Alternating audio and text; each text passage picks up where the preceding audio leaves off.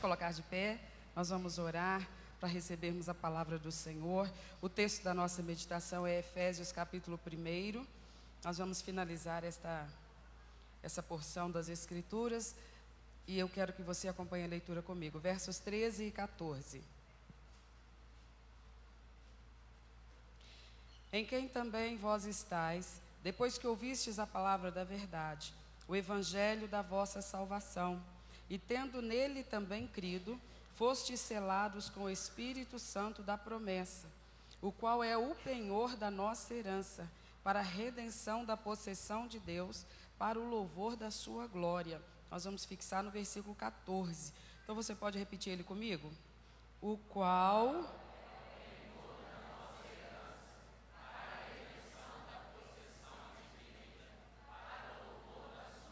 Amém. Vamos orar? Pai Santo, em nome de Jesus, nos dirigimos a Ti, Senhor. Ó Deus, sempre agradecidos, porque a Tua obra em nós é maravilhosa, Deus. Todos os dias as Tuas mãos estão atuando na nossa vida. Todos os dias a Tua palavra vem nos orientar, nos direcionar, nos corrigir. Ó Deus Santo, é maravilhoso viver na Tua presença. Saber que Tu és real, experimentar essa comunhão contigo, verdadeiramente caminhar contigo nessa terra, é uma vida maravilhosa, Senhor. Ela não é sem problemas, ela não é sem preocupações, ela não é sem sofrimentos, mas ela é abundante da Tua presença e daquilo que vem com a Tua presença, a Tua paz, o Teu poder, a alegria do Senhor.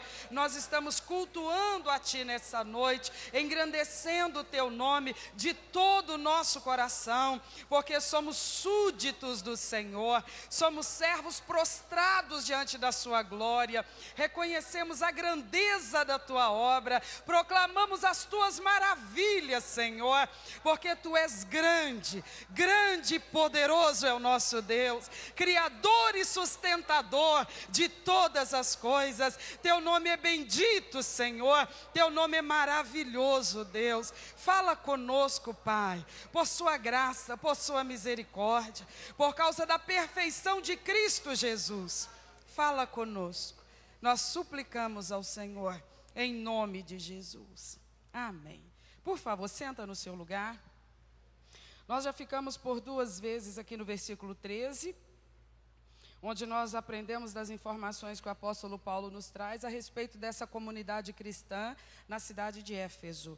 Então o apóstolo Paulo já nos informou aqui no versículo 13, que essas pessoas a quem ele está escrevendo, eram pessoas agora convertidas ao Evangelho. Eles não eram simpatizantes do Evangelho, eles já haviam chegado nessa fase, nessa etapa, nesse nível de se comprometerem com o Evangelho. Então quando o apóstolo Paulo diz assim: vocês, tendo ouvido, creram no Evangelho. Como que uma pessoa pode saber se a outra creu? Se a fé é alguma coisa abstrata, é uma coisa que não pode ser medida, pesada, avaliada de forma tática, visível. Mas o apóstolo Paulo sabia que havia uma forma de essa fé ser externada, evidenciada. Isso o próprio Jesus ensina quando ele entrega à igreja a sua missão de levar o evangelho a toda criatura. E ele diz: aqueles que receberem vão se comprometer.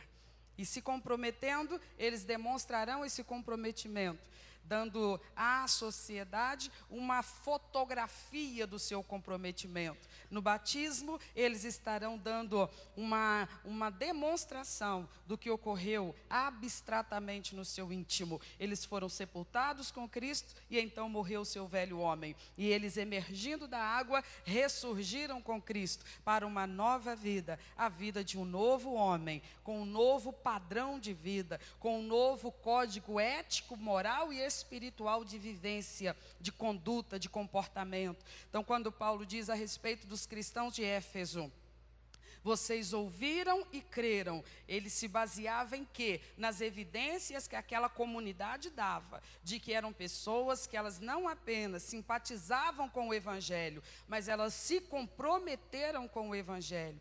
E é a resposta que o Evangelho requer.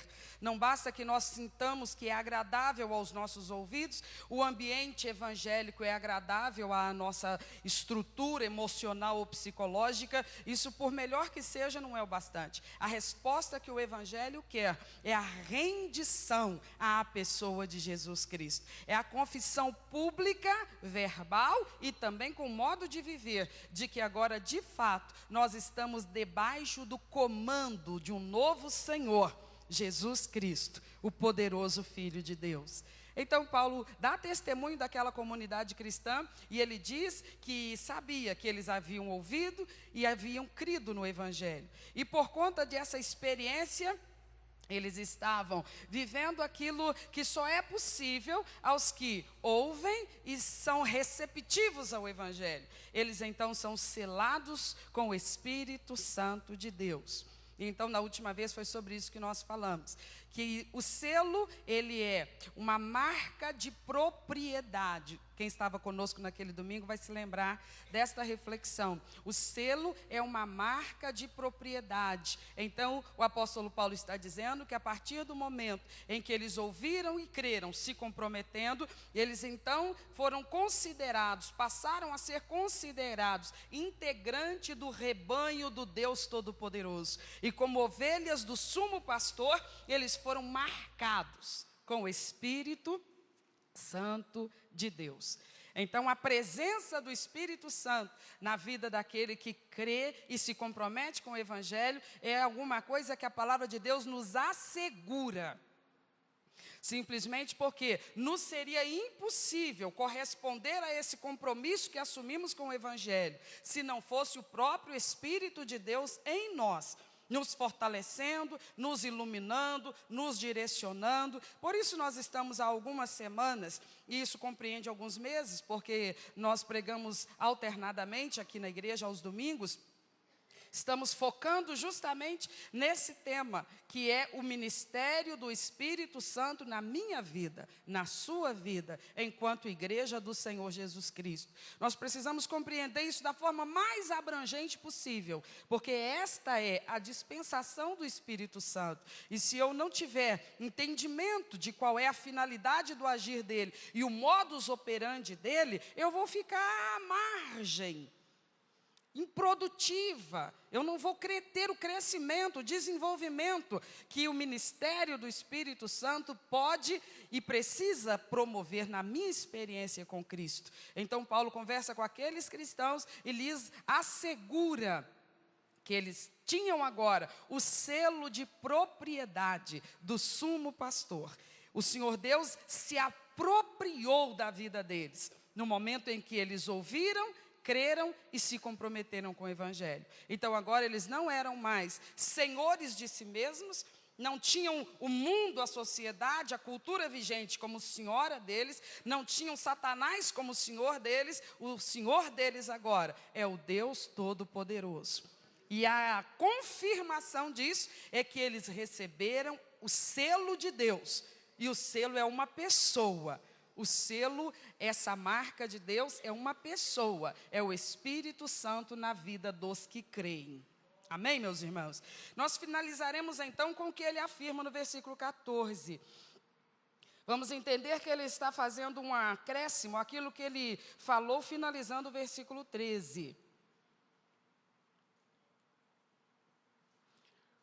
E ele finaliza o 13 fazendo esta afirmação: fostes selados com o Espírito Santo da promessa. E começa o 14, o qual é o penhor. De quem que ele está falando no finalzinho do versículo 13? Do Espírito Santo. Então ele continua falando dessa mesma pessoa no versículo 14. Ele diz: esse com o qual vocês foram selados, o Espírito Santo, ele é o penhor da nossa herança, para a redenção da possessão de Deus, para o louvor da glória do próprio Deus. Então vamos entender só essa finalização aqui. Depois de lhes assegurar que eles estão selados, marcados com o Espírito Santo, como integrantes do rebanho do Deus Todo-Poderoso, Paulo agora lhes acrescenta este esclarecimento. Por favor, olhe para mim e me dê sua atenção. Ele diz assim: Este Espírito Santo com o qual você está marcado, selado como propriedade de Deus, ele não apenas é uma marca, um selo, e isso por si só já é maravilhoso, mas ele também é um penhor de Deus na sua vida. Então vamos entender, quando Paulo usa a figura do penhor, do que ele está falando? O que ele quer que venha à mente dos seus leitores, dos seus ouvintes?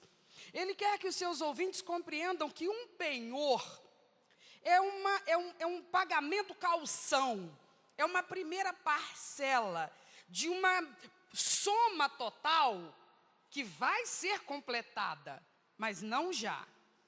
Quando ele diz, esse selo, essa presença, essa marca do Espírito Santo na vida dos que creem, é um primeiro pagamento, a primeira prestação, é um cheque calção que Deus depositou na sua vida, como garantia de que a porção total daquilo a que você agora tem direito, tem acesso, porque você ouviu e creu e está selado, você tem direito, você tem acesso, está garantido a você a plenitude daquilo que é prometido aos que se convertem. Mas você ainda não vai tomar posse daquilo que você adquiriu por meio da sua conversão, na sua inteireza. Você não vai poder desfrutar disso, na sua inteireza agora. Mas para que você já tenha uma noção daquilo que lhe está assegurado, porque você ouviu e creu se comprometendo, e recebeu a marca, o selo de Deus na sua vida, o Espírito Santo te é dado como um pagamento calção, uma entrada inicial, como garantia de que a soma total um dia vai chegar na sua vida. E nós precisamos deixar que o próprio Espírito, que é a marca de Deus em nós, nos ilumine para a gente compreender quão maravilhosa é esta revelação da promessa do Senhor.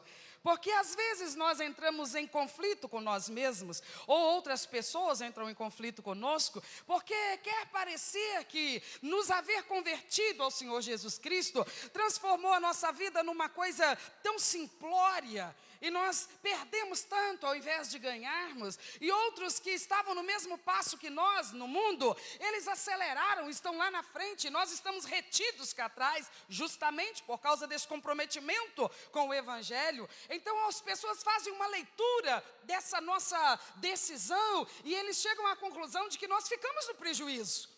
Nós compramos gato por lebre, segundo eles querem nos dizer. Nós fomos traídos, nós fomos envolvidos num engodo, numa propaganda enganosa, porque nós deixamos tudo para em troca não receber quase nada.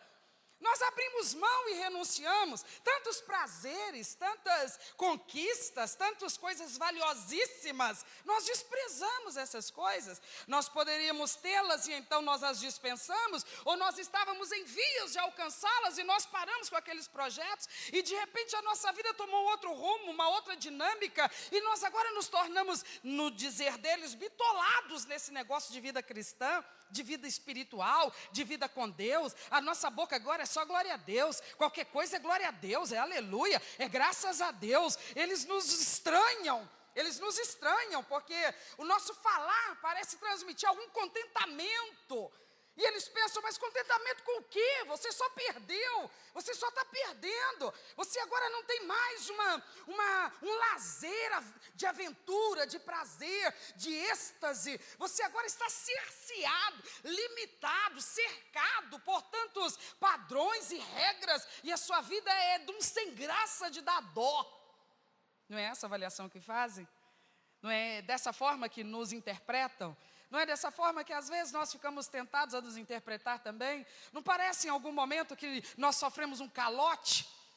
Nós entregamos demais, entregamos tudo, entregamos a nossa vida, entregamos a nossa mente, entregamos o nosso corpo para ser morada e habitação dele. Nós entregamos o nosso tempo, nós entregamos a nossa mente, nós ficamos voltados para as coisas espirituais, para a meditação na palavra, para a vida de oração, para estar na igreja, para nos envolver em alguma atividade ministerial. Nós acabamos nos dedicando tanto e de repente, meu Deus, mas que vida sofrida, é tudo tão sofrido. As pessoas às vezes adquirem as coisas com tanto mais facilidade, e para nós parece que é tudo tão mais difícil, sempre tão mais penoso. E então às vezes nós mesmos caímos nessa tentação de imaginar, eu achava que tinha alguma coisa a mais. E é porque a gente não estudou, a gente não leu o testamento. Porque o que isso aqui é? O testamento. O que é um testamento? É um documento que garante. É um documento que garante. O que está escrito no testamento é o que está em vigor. É o que estará ocorrendo de fato. Porque o testamento é a declaração final daquele que é possuidor de bens e decreta para as mãos de quem esses bens irão. O possuidor desses bens não era eu, não era você. O possuidor desses bens é o Deus Todo-Poderoso. Mas foi do agrado de Deus confiar a nós esta herança. E Ele deixou no testamento. Por que às vezes a leitura das pessoas é tão divergente a nosso respeito? Porque elas não estudaram o testamento. Por que às vezes nós nos confundimos com a leitura que eles fazem, ou nós mesmos confundimos-nos com as nossas próprias leituras da vida que estamos levando e das recompensas que a vida cristã nos traz? Porque nós não estudamos o testamento. O documento está na minha mão e na sua. Todos nós temos uma Bíblia aqui. Cadê a sua? Cadê? Levanta, deixa eu ver. Está vendo? Quem não está com ela na forma tradicional, está com ela na telinha do seu celular. Isso é o quê? Por que a gente carrega isto? É o documento, é o testamento, que Ele confiou a todos os que ouviram e creram. Ele entregou uma garantia, uma promessa, está escrito. E há quem diga sim, mas isso é meramente tinta no papel, isso pode não vigorar. Então o Senhor Deus disse assim: além de lhe dar esse testamento escrito, documento que te pertence e te garante que deveria ser do seu interesse analisá-lo detalhadamente, porque ali rezam teus direitos, ali estão explicitamente catalogada a sua herança, aquilo a que você tem direito. Deveria ser do nosso interesse conhecer todo esse documento, porque Ele o registrou, Ele o escreveu para entregar para mim e para você. E nós não podemos dizer, mas eu não tomei ciência porque não chegou nas minhas mãos. Não, você acabou de mostrar, já chegou às nossas mãos. Graças a Deus. E então alguém pode dizer, mas é apenas palavras, ou são apenas palavras. E ele diz, além do testamento que eu estou deixando registrado, escrito, e esteja certo que isso vai vigorar, porque passaram os céus e a terra, mas as palavras do Senhor jamais passarão. Ele também nos dá uma segunda garantia. Ele nos dá o selo, que é a marca de Deus em nós. E além de ser a marca de Deus em nós, essa pessoa maravilhosa do Espírito Santo é a garantia de que um dia nós vamos tomar posse da herança completa. Por isso que nós não podemos desprezar o ministério atual do Espírito Santo na nossa vida. Porque ele é uma porção, a forma como Ele hoje pode trabalhar na minha vida é uma porção daquilo que será a plenitude do gozo espiritual que nós desfrutaremos nas mansões celestiais. Então eu não posso me trancar para o Espírito Santo, me travar para o agir do Espírito Santo, estar absolutamente desconhecendo as verdades sobre Ele e não estar desejando o agir dEle na minha vida, porque significaria desprezar os valores espirituais que Deus garantiu para mim na pessoa de Jesus Cristo. Porque eu sou herdeira das riquezas celestiais, não pelos meus méritos, pelos méritos do meu Salvador, que se tornou meu Salvador a partir do momento em que ouvi a respeito dele e crendo, me comprometi com ele. Não foi uma fé filosófica, não foi uma fé meramente intelectual, foi uma fé ativa, que me levou a me render ao meu Salvador, a abrir mão da vida que eu vivia até então, abrir mão, renunciar, por ter uma convicção que Ele tinha um reino para entregar nas minhas mãos. Isso nós não tiramos de trás da orelha. Isso ele mesmo falou. Vamos ver lá em Lucas, capítulo 12, verso 32.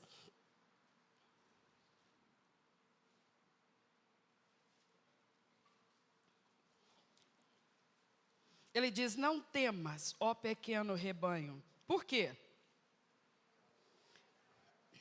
Pode ler lá no telão. Por que não devemos temer?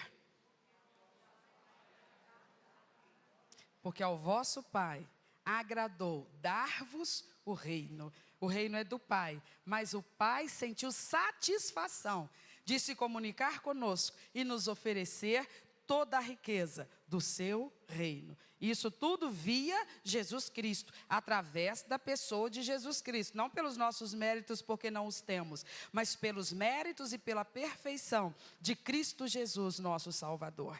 Amém, meus irmãos?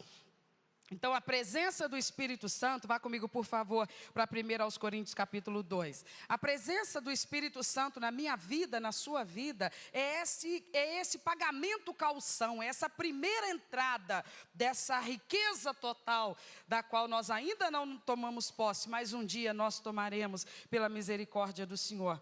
Capítulo 2 de 1 Coríntios, versículo 14 e 15. Ora, o homem natural não compreende as coisas do Espírito de Deus, porque lhe parecem loucura, e não pode entendê-las, porque elas se discernem.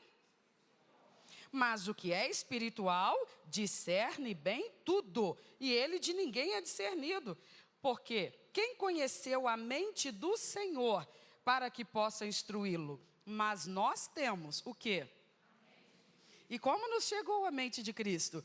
Através do ministério do Espírito Santo. Então Paulo está dizendo assim, olhe para mim.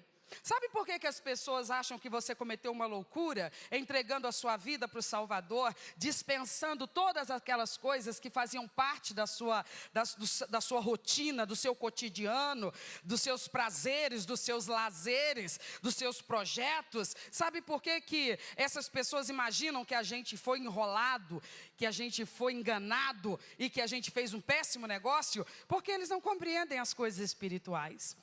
Paulo está explicando, para eles é loucura mesmo, eles não podem entender. Lembra quando nós começamos essa série, a conversa de Cristo com Nicodemos? Se o homem não nascer de novo, ele não pode ver o reino de Deus, ele não pode entrar no reino de Deus. Não é que ele não deseje, se ele não nascer de novo, ele não consegue nem ter consciência da realidade do reino de Deus. É uma cegueira tão absoluta, que a pessoa, tudo que lhe for informado a respeito do reino de Deus, mediante as sagradas escrituras, a pessoa ri, zomba, despreza, considera loucura. Porque de fato, ela está espiritualmente obstruída, morta, inerte para as verdades espirituais. Mas o Paulo está dizendo, porém aquele que é espiritual discerne tudo. Então eu e você temos uma certeza dentro de nós, nós temos uma convicção dentro de nós. Quando as pessoas nos disserem, você está sendo iludido, enrolado, as pessoas lá que falam assim de forma tão emotiva, emocionante e impactante e envolvente, elas só podem ter um interesse, elas estão interessadas no teu dinheiro, sempre vão bater na tecla do dízimo, vão ou não vão? Sempre vão bater na tecla do dízimo, porque é aquilo que o homem mais reluta em renunciar, é aquilo que o ser humano mais reluta em abrir mão. Então eles sempre vão tentar dizer para mim e para você, as maneiras como eles preparam os cultos, e eles, ensaiam as músicas, e apresentam as músicas, e cria-se um ambiente assim, tão comovente, tão interessante, ele é um ambiente assim, tão apaziguador da alma. Isso tudo é visando uma coisa só, teu bolso. Depois não é uma pessoa com habilidade de comunicação, treinada na comunicação, capaz de aprisionar sua atenção, capaz de um poder de convencimento fora do comum, e essa pessoa vai introduzindo ensinamentos na sua mente, mas não imagine que ela está preocupada com o seu bem-estar, ou uma eternidade na glória para você, porque isso na verdade nem existe. Eles nos dirão, o único interesse disso tudo é o teu bolso. Não é isso que nos dizem? E o que você diz? Eu não vou perguntar para eles, porque eles fazem juízo de valor de coisas que eles não entendem. Eles dão opinião, eles formam opinião, e professam opinião, e publicam sua opinião sobre questões que eles nunca experimentaram, que eles de verdade não entendem. Eles nunca entraram no Santo dos Santos para poder dizer se existe ou se não existe. Eles nunca estiveram na comunhão do Todo-Poderoso para saber se isso é possível ou não é. Eles nunca receberam, no mais profundo da alma deles, o toque da presença do Espírito Santo. Então eles não deveriam legislar sobre isso, porque disso eles nada entendem. Agora eu não pergunto para eles, não posso perguntar para eles. Seria covardia da minha parte esperar que eles tivessem a explicação correta, porque Paulo já está explicando, eles não podem entender essas coisas. Então eu não pergunto para eles, eu pergunto para você. Quantos aqui ouviram, creram e se comprometeram com o Evangelho? E tem o selo do Espírito Santo na sua vida por causa disso.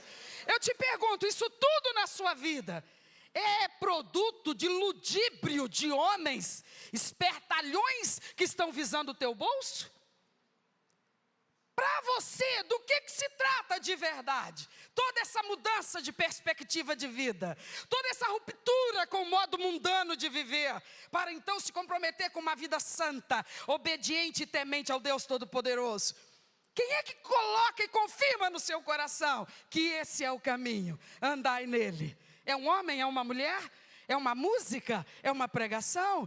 Isso tudo poderia existir, mas se não houvesse a confirmação e o Espírito Santo atuando através de todos esses meios, a luz não chegaria à nossa alma. Nós em trevas estaríamos e em trevas continuaríamos, porque homem não dissipa essas trevas que tão fortemente nos escravizavam. Só quem o faz é o poderoso Espírito Santo de Deus. E Ele é santo.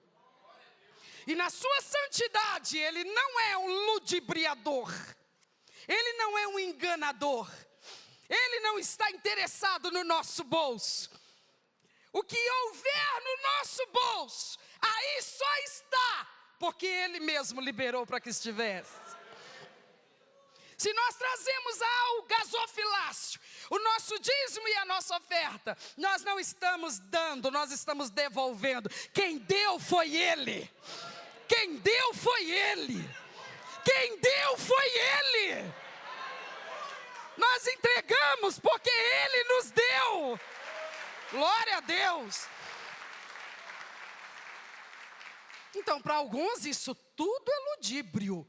E é bem compreensível que os de fora assim entendam, mas não nós, não nós, jamais nós, porque quem testifica dentro da nossa alma, no profundo do nosso ser, a dignidade, a honestidade, a idoneidade da obra de Deus na nossa vida, é o Espírito Santo de Deus.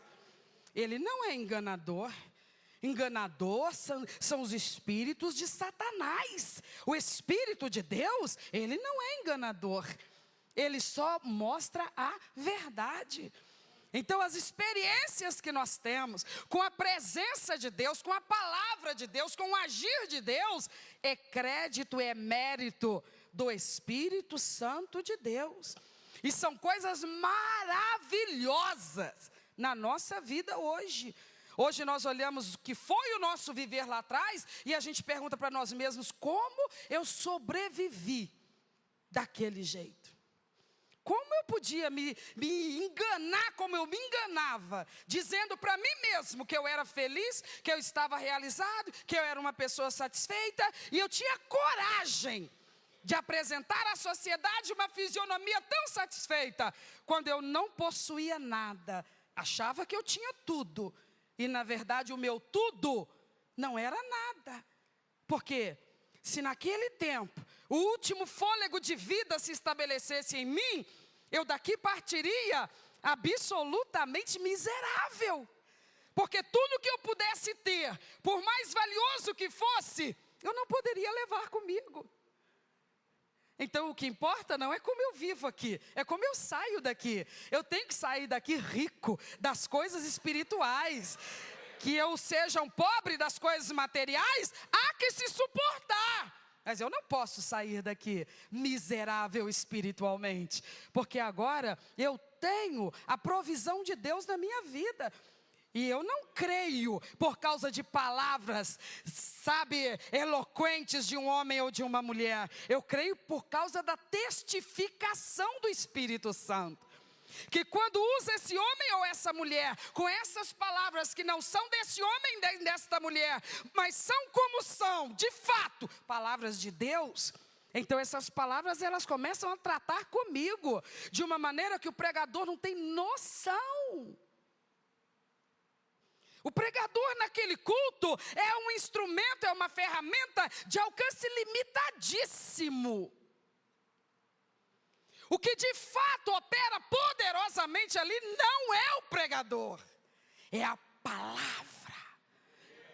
Que o Espírito Santo então o libera com a sua unção e o seu poder. E ela então vai penetrando no nosso entendimento, clareando a mente daquele que crê e nos fazendo compreender coisas espirituais que não poderíamos aprender em qualquer universidade, o mais célebre que seja. E nem falo do Brasil, falo de qualquer canto desse planeta. Mas aqui nesse simples recinto, com pessoas simples como nós somos, o Espírito de Deus atua. Por que que Ele atua? Porque Ele encontra a fé aqui dentro. Porque Ele encontra gente receptiva aqui dentro. Eu te diria que todos aqui são assim por Ele identificados. Eu não poderia fazê-lo, senão por uma extrema ingenuidade. Eu sei que nem todos são, infelizmente, receptivos, ao ponto de vivenciar em cada culto, neste lugar, uma experiência confirmadora do Espírito Santo. De modo que, cada vez que pisasse nesta casa, que o Senhor preparou para que nos reuníssemos aqui, e aqui fôssemos nutridos espiritualmente, cada vez que daqui saíssemos, nós sairíamos robustos na fé, robustos na alegria espiritual, robustos na nossa confiança em Cristo Jesus. Nem todos saem dessa forma, infelizmente, mas todos os que aqui entram crendo na palavra e no mover do Espírito, saem desta forma. Tanto é que estes de quem eu estou te falando, quando por algum imperativo não podem estar na igreja no dia daquele culto, lamentam profundamente. Lamentam profundamente. Idolatra o lugar? Não. Idolatra o pastor? Não. A esposa do pastor? Menos ainda. Idolatra o quê? Não idolatra nada. É porque sabe do que se trata. Estar ali exposto à palavra e ao agir do Espírito, entregue, sem resistência, com a humildade de servo, com a humildade de barro nas mãos do oleiro. Ali na dispensação do Espírito Santo, o Espírito Santo vai interagindo com o seu espírito, com o seu entendimento, com o seu coração. E as verdades de Deus vão sendo aclaradas na sua mente. E você vai sendo abastecido dos recursos espirituais que fazem de você um crente mais do que vencedor. Isso não é sorte, isso é experiência com Deus. Amém, meus irmãos? Então o apóstolo Paulo está dizendo, de fato, os que não compreendem, não compreendem. Mas eu compreendo. Alguém mais além de mim? As coisas que nós experimentamos, da parte de Deus, pelo próprio Deus, nós temos certeza do que se trata. Ah, vão vir dizer para você que é engodo. Podem dizer, porque é só isso que poderão dizer. O que mais poderiam dizer? Porque eu digo para eles, vem então experimentar. Eles têm medo. Eles dizem, não vou não, não vou não. Eles não querem vir experimentar a obra de Deus na vida deles, como nós demos essa oportunidade para nós mesmos, de receber a obra de Deus na nossa vida. Eles não querem, porque se o quisessem, a mesma libertação que nós recebemos, eles receberiam, porque há poder em Cristo Jesus para fazer isso na vida do mundo inteiro. O mundo inteiro poderia estar salvo. O mundo inteiro, não precisava ter um ser humano nessa terra, escravizado pelo que quer que fosse. Porque há poder em Jesus Cristo para salvar todos os homens. Mas nem todos querem. Mas nem todos almejam, nem todos desejam. Mas há os que insistentemente fogem desse amável Salvador. Então vamos continuando. Então o apóstolo Paulo, volte comigo por favor para Efésios, o qual é o penhor da nossa herança. Então é o primeiro pagamento de uma herança. E nós vimos lá em Lucas 12 que o Senhor Jesus Cristo disse: foi do agrado do Pai dar-vos o reino. Então o Senhor Jesus fala dessa iniciativa do Pai. O apóstolo Paulo, por favor, olhe para mim. O apóstolo Paulo aqui está dizendo que o Espírito Santo, a marca de Deus na nossa vida, o selo de Deus na nossa vida, a marca de propriedade de Deus na nossa vida, ele é a garantia inicial que o próprio Deus nos dá, de uma herança que nós ainda não podemos receber. Porque o herdeiro, olhe para mim e preste atenção. O herdeiro é alguém que se torna proprietário de um patrimônio que ele não construiu. O herdeiro é alguém que recebe por generosidade um patrimônio que não lhe pertencia, porque não foi ele quem o construiu. E a Bíblia diz que quando eu ouço o Evangelho e creio no Evangelho, me comprometendo com o Evangelho e de fato me tornando ovelha no rebanho do sumo pastor, eu me torno por direito, por conta do processo da adoção, que é feita por causa da redenção em Cristo Jesus. Eu me torno herdeiro com Cristo. Paulo chega a dizer em uma das suas cartas que Jesus é o herdeiro e eu sou co-herdeira com Cristo. O que é ser com alguma coisa? Ser junto com Ele. Ele é herdeiro e agora eu sou junto com Ele. Por quê? Porque eu estou em Cristo. Cristo está em mim. O que pertence a Cristo me pertence. O único detalhe é que eu não posso me apropriar dessa herança ainda. Eu não posso me apropriar desta herança ainda. Mas eu posso crer na totalidade desta herança. Por que eu posso crer? Porque o pastor fala, a pastora fala, o obreiro fala, a denominação fala? Não. Porque todo mundo que fala sobre isso tirou de um documento, de um testamento, que é a palavra do dono do reino. Ele nos disse que porque agora nós o recebemos, nós fomos feitos e chamados filhos de Deus, porque nós cremos em Cristo Jesus. Isso faz de nós co-herdeiros com Cristo. Nós vamos herdar o reino que a Cristo pertence. Quando? Por que não agora? Eu adoraria esfregar no nariz dessa sociedade, dessa mídia, desses incrédulos, dos zombadores da obra de Deus. Eu adoraria expor para eles essa glória desse reino. Mas não está no tempo ainda. É preciso esperar o tempo do Senhor. Veja um texto comigo, por favor. Nessa primeira carta de Paulo aos Coríntios, capítulo 15, é o último capítulo, penúltimo capítulo da carta.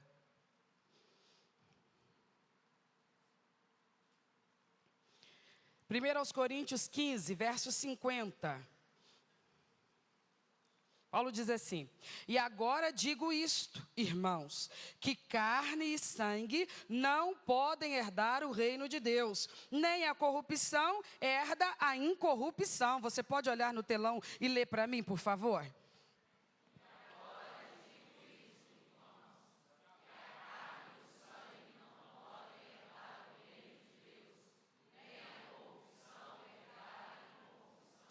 Está explicado por que a gente não pode receber a herança completa agora? Está bem claro para você esse texto?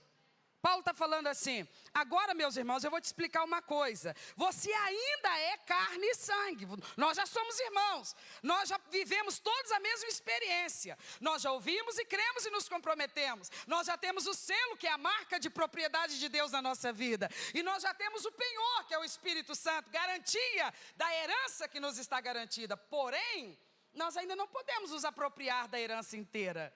Por que não? Porque não é possível que carne e sangue herdem o reino eterno, porque aquele reino não é ambiente para essa estrutura.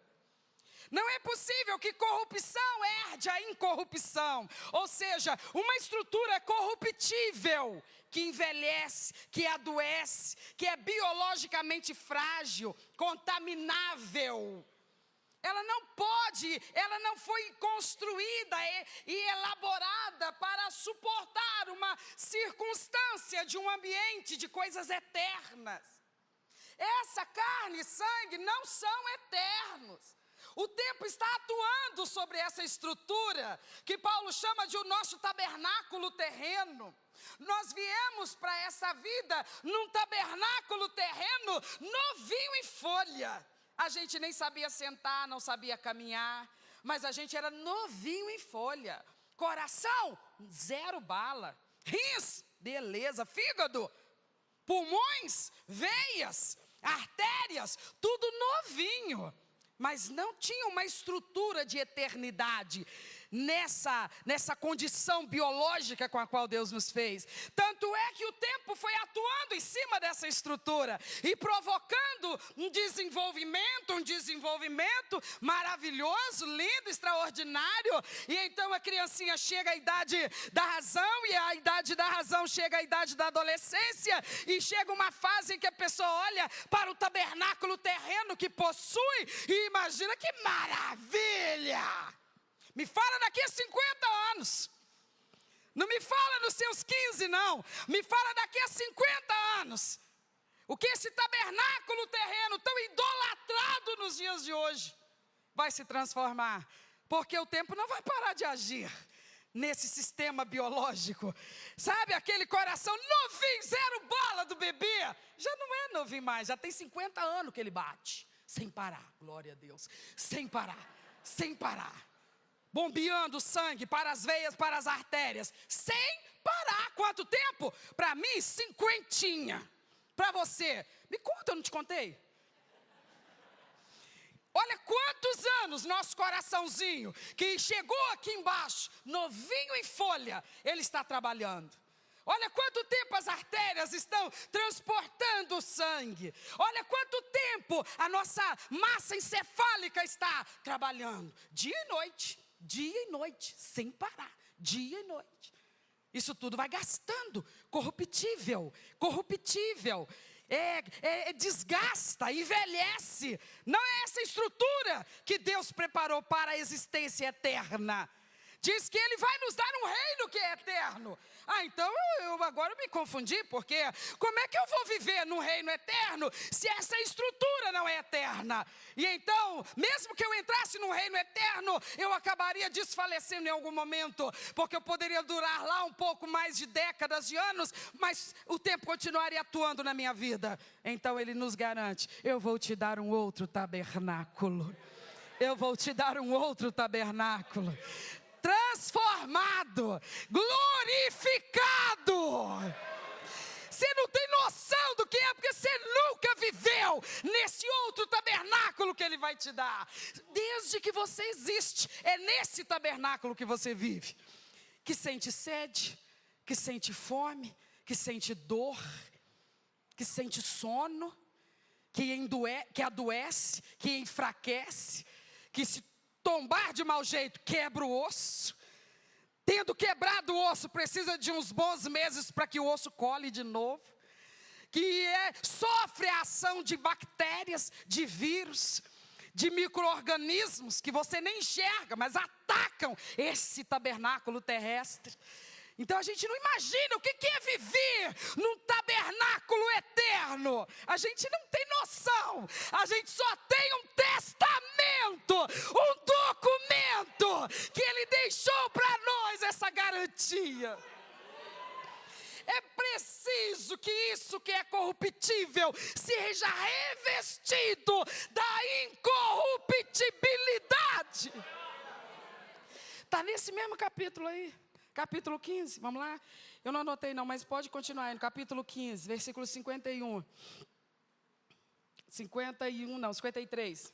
Porque convém que isto que é corruptível se revista da incorruptibilidade, e que isso que é mortal se revista da imortalidade. E quando isto que é corruptível se revestir da incorruptibilidade, e isso que é mortal se revestir da imortalidade, então cumprir-se-á a palavra que está escrita: tragada foi a morte na vitória. Aleluia! Aleluia! Louvado seja o nome do nosso Senhor. Você caiu num engodo, você caiu nessa conversa de evangelho e se rendeu a Cristo, você ficou doido da cabeça, isso tudo é conversa, é interesse no teu dízimo. Foi ele que deixou um testamento e ele disse: um dia você vai receber um novo corpo e você vai entrar na tua herança. É uma herança eterna, num lugar eterno, numa circunstância de eternidade. Então você não poderia tomar posse dessa herança agora. Hoje você tem uma demonstração do que isso será. Você tem o penhor do Espírito na sua vida. Ele na tua vida te dá algumas demonstrações que você consegue suportar, que lhe é possível hoje. Algumas demonstrações que asseguram para você de que de fato Ele te conhece, Ele te ama, Ele caminha contigo, Ele prepara os caminhos para você, Ele endireita os teus caminhos nessa terra, Ele te dá a cobertura do sangue do Cordeiro, Ele ordena aos anjos que se acampem ao seu redor, Ele está atento a todos os seus clamores, todas as suas súplicas, todas as suas orações. Ele ordena aos anjos que desçam e colham numa taça e levem e depositem nos bancos celestiais todas as tuas orações, todos os teus clamores, todas as tuas necessidades. Ele te garante, está escrito no documento. Ele deixou um testamento para mim, eu me aproprio pela fé. E ele me fala de um reino que eu ainda não posso ver, não posso tocar, e por ele não posso caminhar, mas eu creio. Eu creio, Ele não está me enganando, Ele não está me enrolando, Ele tem um reino para me entregar nas minhas mãos. Ele disse num dos seus discursos: naquele dia o Filho do Homem dirá: vinde benditos de meu Pai, possuí por herança o reino que vos está preparado desde a fundação dos mundos. Então eu creio na palavra de Deus, nós cremos no Evangelho. Por isso nós perdemos tudo que perdemos. Perdemos o prazer da bebida, perdemos o prazer dos vícios, perdemos o prazer das baladas, nós perdemos bastante coisa. Nós tivemos que renunciar sim, porque o Evangelho tem regras, o Evangelho tem padrão, o Evangelho tem imposições. Então é verdade, nós perdemos muitas coisas, mas Paulo diz assim: eu não lamento por nada do que eu perdi, porque eu estou no lucro. Tudo que eu perdi, na verdade não era meu, aquelas coisas não me pertenciam, eu pertencia a elas. Me dominavam e me mantinham longe do Todo-Poderoso. Agora eu não as perdi, eu me libertei, eu estou livre delas. E agora eu estou crucificado com Cristo. Nossa, o povo está doido contigo, Paulo. O povo pode ficar doido comigo. Eu só falo uma coisa: eu estou morto para o mundo, crucificado com Cristo. Não, mas o mundo tem um monte de novidades legais aí. Pode ter, e elas todas podem ser vibrantes, mas eu estou morto para essas coisas. Eu estou morto para elas. Eu não te entendo, isso tudo encanta uma multidão, mas não a mim. Para isso aí, eu estou morto. Eu estou vivo para Ele. Eu estou vivo para as coisas dEle. Eu estou vivo para as coisas celestiais, espirituais. Eu não estou vazio. Eu me esvaziei das coisas do mundo, mas eu não estou vazio. Eu estou cheinho. Eu estou transbordando da vida espiritual, da presença do Espírito, do vigor do Espírito, das experiências com a palavra de Deus. Esse não é um terreno misterioso. Esse é um terreno onde eu estou caminhando e você está caminhando com evidências bem notórias para nós.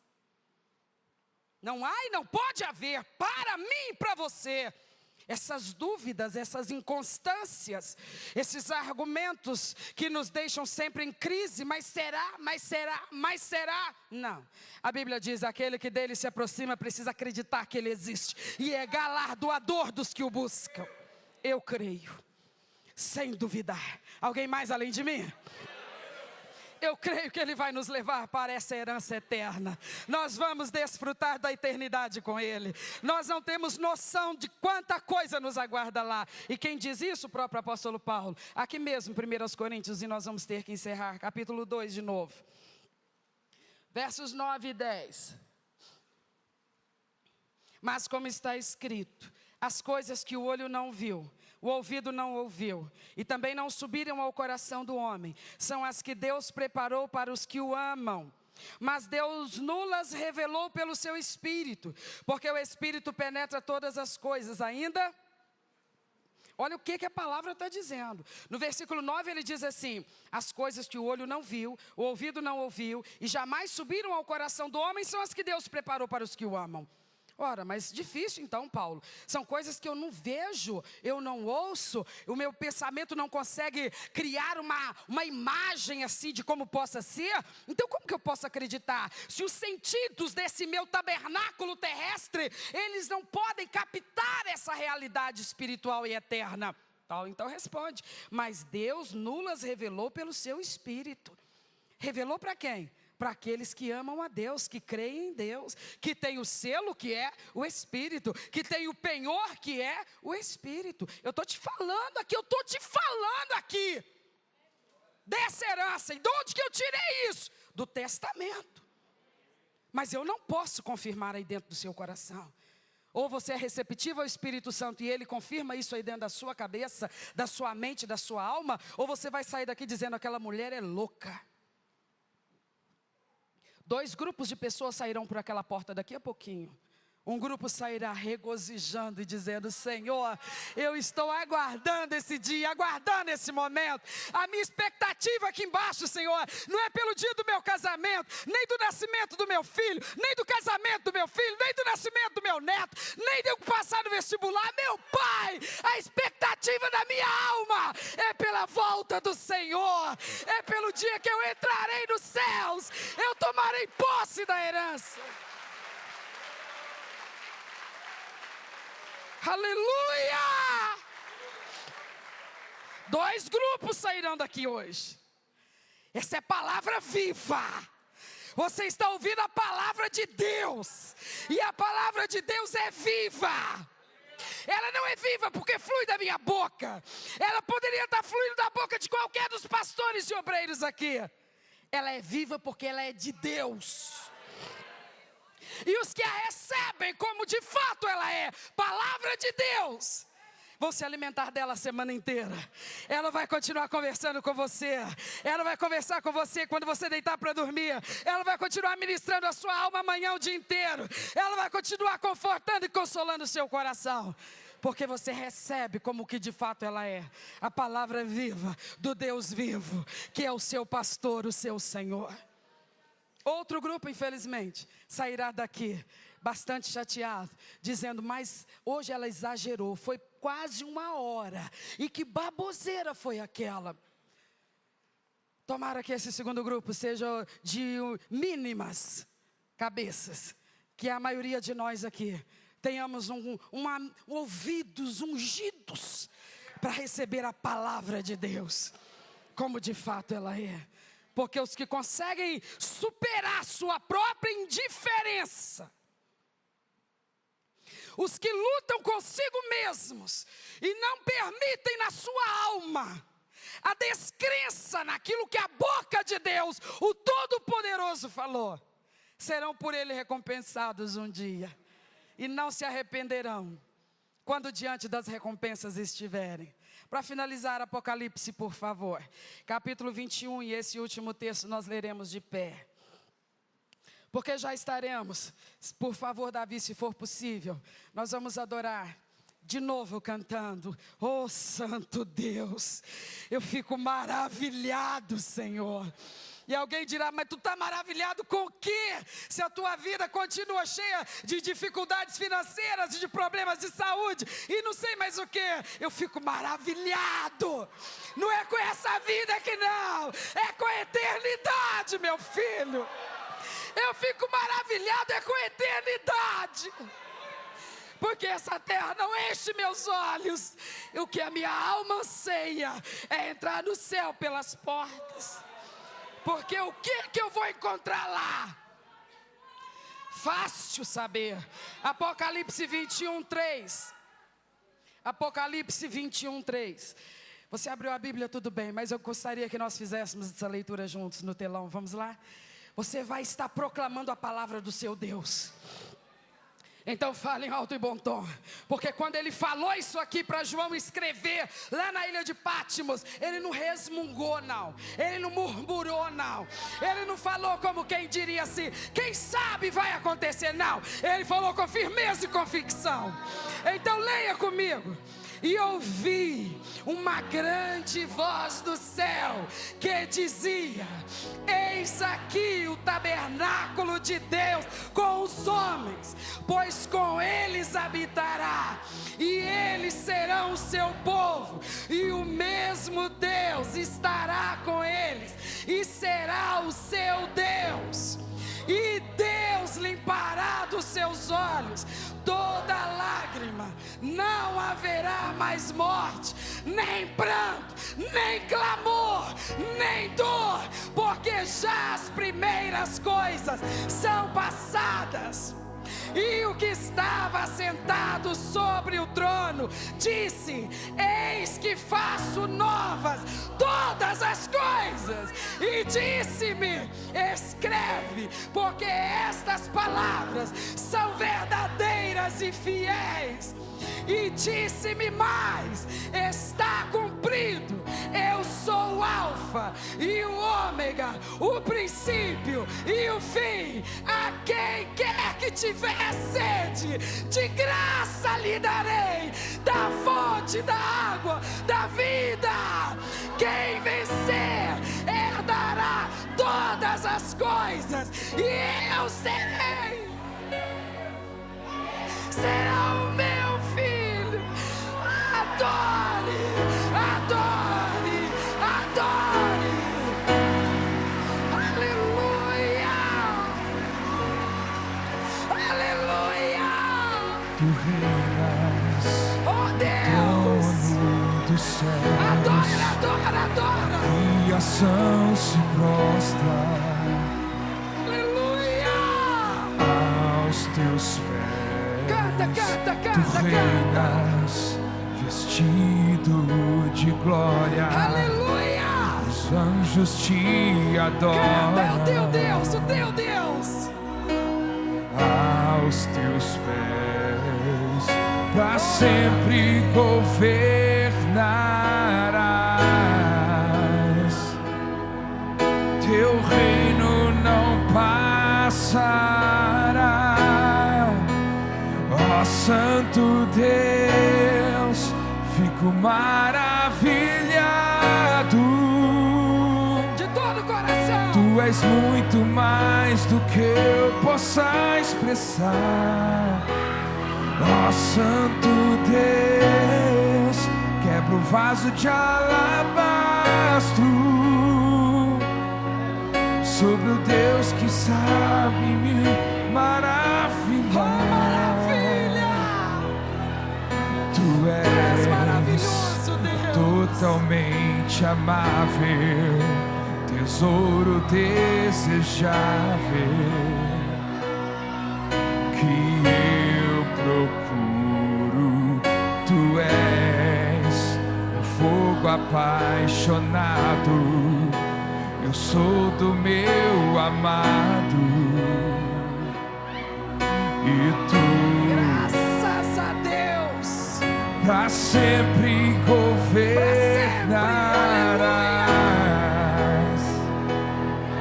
Teu reino não passará. levanta suas mãos. Ó Santo Adora, Deus, fico maravilhado. Tu és muito mais do que eu possa expressar. Ó Santo Deus, quebra o vaso de alabastro sobre o Deus que sabe me maravilhar. Derramo meu louvor sobre ti. Derrama poder, derrama unção, derrama no teu Espírito Santo. Enche a tua igreja com o poder do teu Espírito Santo, Deus. Aleluia.